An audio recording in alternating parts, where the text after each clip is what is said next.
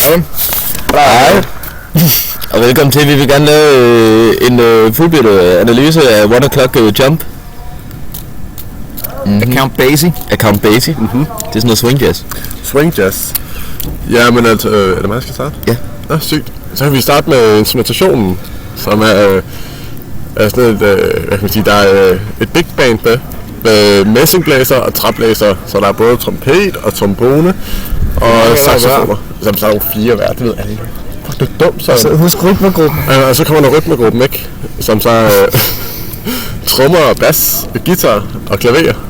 Hvem spiller klaver? Ja, det kan nu skal jeg ikke huske, hvad den hedder. Hvad fanden er den hedder? Account Basie, man. Ja, det skulle være Account Basie, ja, det er rigtigt. Account Basie. Og så en sax, det er blandt andet Lester Young og Buck Clayton. Ja. Ja. Er der noget om formen så? Ja, men så lige over for mig. Formen i sangen, det er, at der er 10 kor i det hele. Den starter med intro. Den starter med intro. Det er en blues.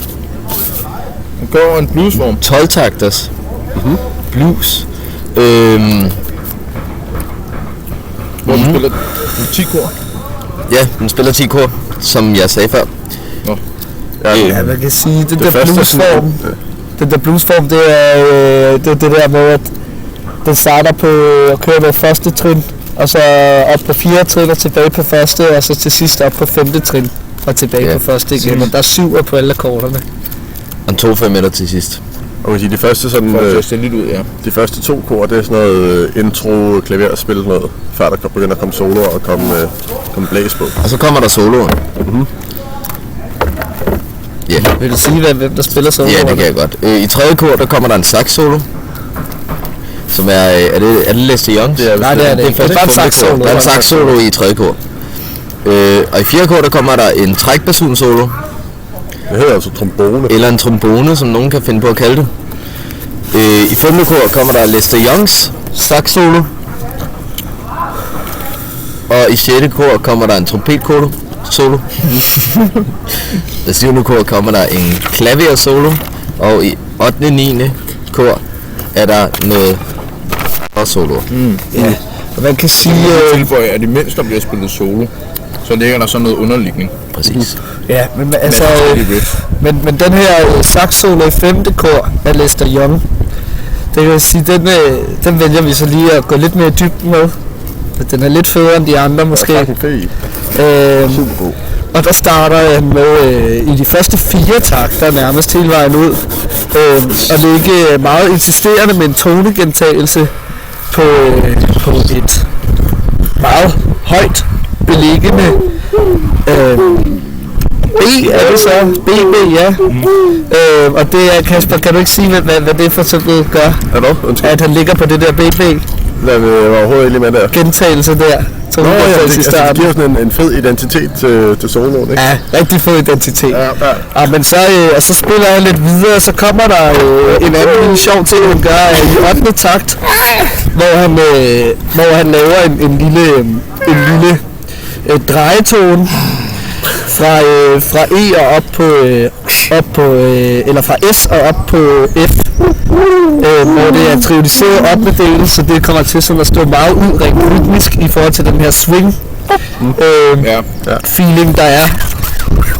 Så kan man sige, at han har i de sidste 4 takter, så begynder han på noget løb, hvor han bryder en gæs-akkord og en S-akkord.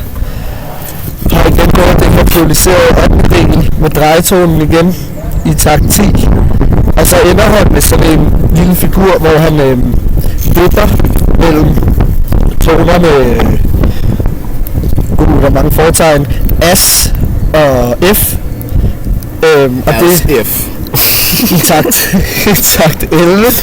Og det gør han på de første 4 8. dele, og så sekvenserer han det så en tone op. Det her, han vender den faktisk også op samtidig. Det er sgu en meget sjov solo, han spiller der. Ja. Den er skæg. Og imens alle de her soloer, de udspiller sig, så ligger der jo, som tidligere nævnt, noget underlægning fra de forskellige blæsere. Og der kan man se i for eksempel 9. kor. I for eksempel 9. kor, Der er jo... der ses det, at... fuck, er det, jeg har skrevet? Der er en trompetsektion. Hvorfor har jeg skrevet 13? Det er jo fuldstændig forkert. Ja, det er den der. Ja. At der ligger en brasektion og spiller noget underlægning på bare sådan helt plain på et godt des, som jo er grundtoning. Imens at der kører saxsektionen, den kører sådan mere den kører et riff nedenunder eller ovenover, kan man godt sige. Hvor den kører over et as, som er synkoperet, hvor den springer op på et BB, hvor at bratsektionen så ligger en terts over, så der kommer en lille tertstabling.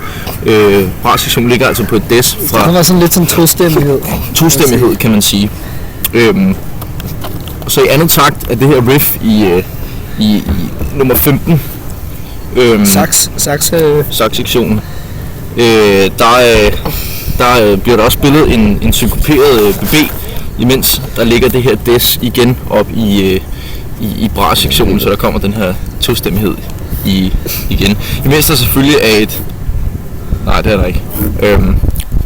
Og så i tredje takt af den her nummer 15, der spiller sax-sektionen sådan mere, hvad kan man sige, vekseltone, hvor den springer mellem F og des.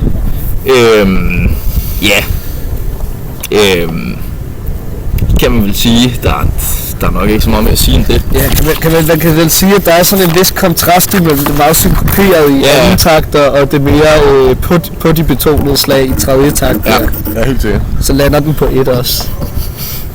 Ja, det er klart. Ja, men det var sådan lidt guldkorn fra det grønne. Ja, fuck, og jeg er klar over det hele. Tak for i aften. Vi ses, Lasse.